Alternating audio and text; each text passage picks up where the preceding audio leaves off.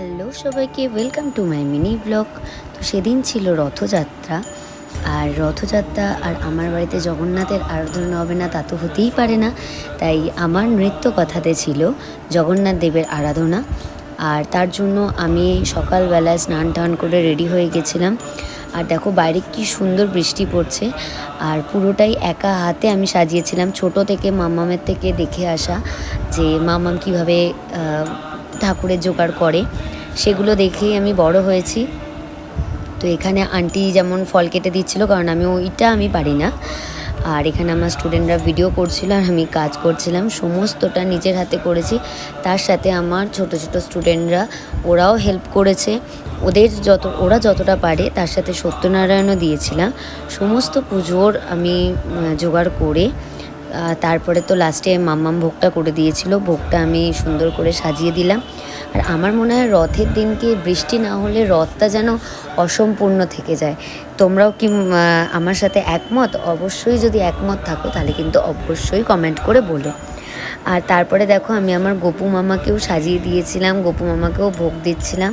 আর দেখো ওরা একে একে নিচ থেকে সব খাবার এনে আমাকে দিয়েছিল আর আমি সুন্দর করে সাজিয়ে দিয়েছি। তোমরা কিন্তু অবশ্যই জানাবে কেমন লাগছে। আর আমার যোগু দাদাকে আর আমার রথকে কিভাবে সাজানো হয়েছে সেটা তোমরা আগের ব্লগেই দেখেছো। আর যোগু দাদাকে কেমন লাগছে সেটাও কিন্তু অবশ্যই তোমরা জানাবে। আর এটাও কিন্তু বলতে ভুলবে না তোমরা রথের দিনকে ঠিক কী করেছো, কীভাবে তোমরা রথটাকে সেলিব্রেট করেছো।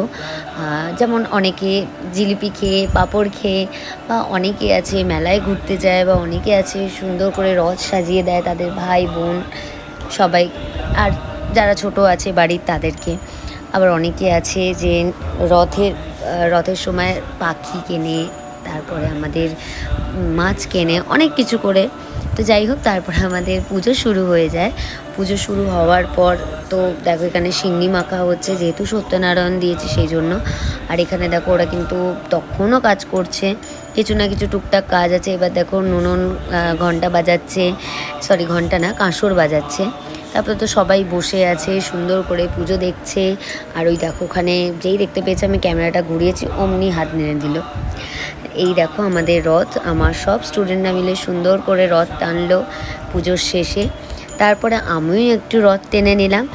আর সেই রথটা টানতে টানতে ছোটোবেলার কথা মনে পড়ে গেল। কার কার এরকম রথ এলেই ছোটোবেলার কথা মনে পড়ে যায় অবশ্যই কিন্তু আমাকে জানাতে ভুলবে না। তো আজকের মতো সবাইকে এখানেই টাটা, সবাই খুব ভালো থেকো।